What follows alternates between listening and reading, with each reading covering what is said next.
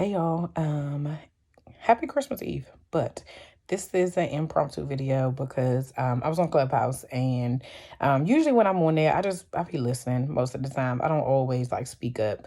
But today I was in a group and they were just connecting. So most of the groups I'm in are about like networking, connecting, self-care, mental health stuff, podcasts, business, entrepreneur, stuff like that. Things that is going to have me to grow. And so I'm in this group and a girl gets on and she shares about her business and she had a question. But in the midst of that, she discussed or mentioned that she was just so nervous and she has anxiety. And so the second part to her question was kind of like, is that if there's anybody else who kind of suffers from anxiety, what I just need some tips because she just gets so nervous and worked up about things. And so I want to say at least like 10 women were just like, me too, sis. Like this is hard, right?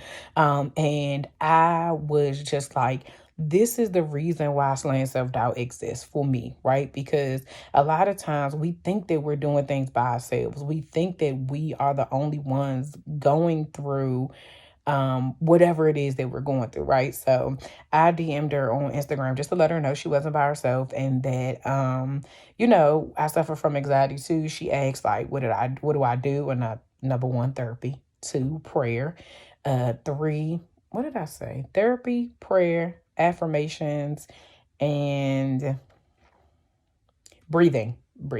So I told her that therapy actually gave me the coping skills to learn how to breathe, because when your head is just like spinning and you're thinking of all the things, sometimes you're not breathing. So I have to intentionally, I put on my little 1 to 3 minute Apple Watch to just breathe, right? And that helps me just kind of slow down. I told her journaling, and I told her she has to figure out what works for her, but I definitely encourage therapy. And I feel like that, she was just saying like, it's just not normal.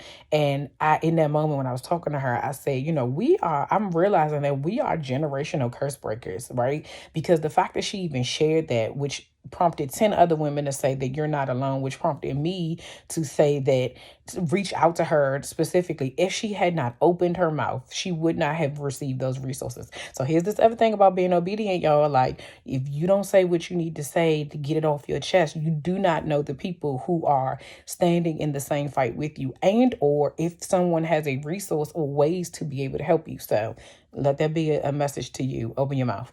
But it was just this thing that I said, I told her, like, I recognize that I probably always had anxiety, but when it showed up in my kids and I was able to identify like why my son reacted the way he did about certain things, it was a message to me that it was like, that's you, sis, right there.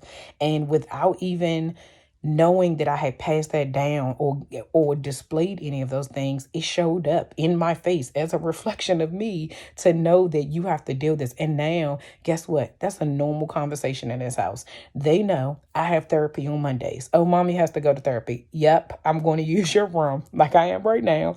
And I'm going to talk to my therapist. When they have moments of doubt and they have moments of insecurity about school and doing something new, we talk about it. We have a conversation and I say, I know exactly how you feel. When I had to do that panel the other week and I was dancing it out, right? And he caught me dancing it out. When it ended, he was like, what are you doing? I was like, I'm nervous. And he was like, about the panel? And I said, yeah. And he gave me a big old hug. He was like, Mama, you're going to be fine. You're going to do okay. And I said, I believe you and thank you. I appreciated that. And so he's like, what are you dancing for? I was like, I had to get that nervous energy out of me. It was at that point, it was building up. Like I felt like I was having a panic attack. Never mind the fact that I had therapy that day too.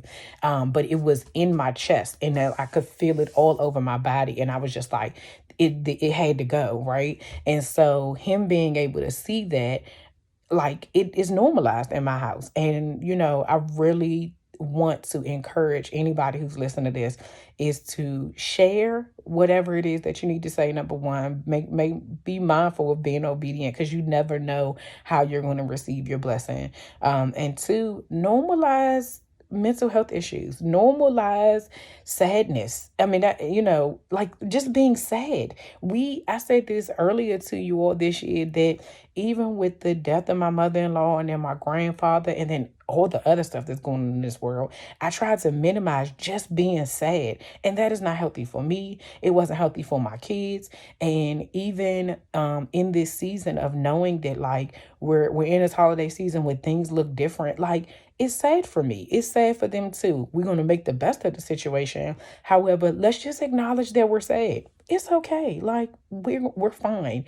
And we can acknowledge that we're sad and also be grateful for the fact that God has kept us and he has provided us. So I just really needed to say that because God had just kind of put it on my heart to like, you have to say something because I'm grateful for that girl for standing in her truth and speaking up and saying how she felt in that moment, because so many of us do it quietly. And I'm speaking for myself because y'all know, okay?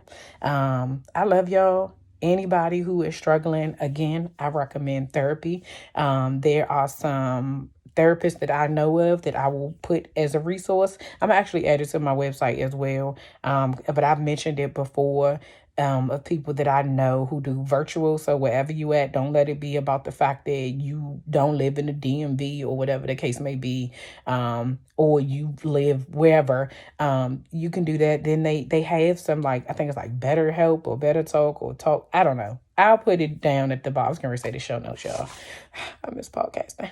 I'll put it in the comments, but I definitely want just to let y'all know that y'all are loved. I love you. If nobody has told you that I loved you, they love you. And if you need, like, talk to somebody, if that's what you need to do, talk to a friend, just tell them you need them to listen or, whatever have you. And they're not there to fix you. Your friends are not your therapists. Okay, I need you to know that your friends are not your therapist. They do not have the skill set to be able to help you. I am not a therapist. I do not have the skill set. I can only tell you what works for me and what my therapist tell me. I just regurgitate. But you need to get your own therapy so that you can get your healing. So I love all of y'all. Have a very Merry Christmas. I'm sure I'll see y'all again before the new year. But if not, Happy New Year. Okay, see ya.